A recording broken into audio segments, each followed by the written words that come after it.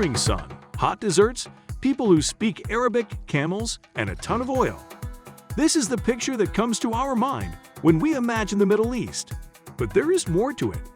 There are a lot of other countries and cultures that exist within the geographical limit of what we call the Middle East. And have you ever imagined how it would look like if the entire Middle East were a single country? Welcome back to our channel. The term Middle East is widely used for describing a group of 17 countries that span from the west of Asia to the north of Africa. If the entire Middle East were to be a single country, the combined land area of such a country would be a little more than 2.7 million square kilometers. This would be equal to that of the combined areas of Argentina and Spain. With such a vast landmass, the population of this country will be around 463 million people and still be the third largest, lower than India or China. But most of the population will be from Iran, followed by Turkey and Iraq. This can lead to unrest among the people, as most people from Iran and Iraq are Shia Muslims and people from other powerful Arab nations like Saudi Arabia. UAEs and Qatar are mostly Sunnis. Overall, most of the people in the Middle East are Muslims, though there are many lesser-known faiths and religions like Judaism, Zoroastrianism, etc.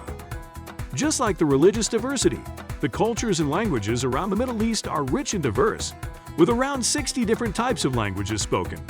Amongst all the languages spoken in this region, Arabic is the most spoken, followed by Persian, Turkish, Kurdish, and Berber. With over 80% of the people being literate, the literacy rate has a high variance spanning the entire Middle East. While countries like UAEs and Qatar have a high literacy rate of more than 90%, there are countries like Sudan and Somalia where only 30% of the population has had access to education. This variation in literacy rate is directly reflected in the GDP or the economic growth of these countries. With information and education comes wealth and richness. And that is why we keep posting informative videos like these for our subscribers, so that they can get rich with knowledge and make money out of it. So make sure to subscribe to our channel and hit the bell icon if you are someone who likes to enjoy a luxurious life. Qatar has an insane GDP per capita of over 138,000 US, while the situation in Somalia is just the opposite, with only over 300 US.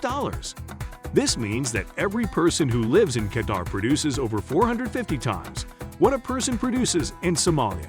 Even with this stark difference in economic production, the overall GDP of the Middle East will come to over $4 trillion. This would be equal to about $9,000 per person, thanks to other major economies in the region. Having such a huge GDP, there will be a power struggle in the region for the title of the capital of the state. If we consider the capital to be the city with the largest land area, then Cairo would be the best choice.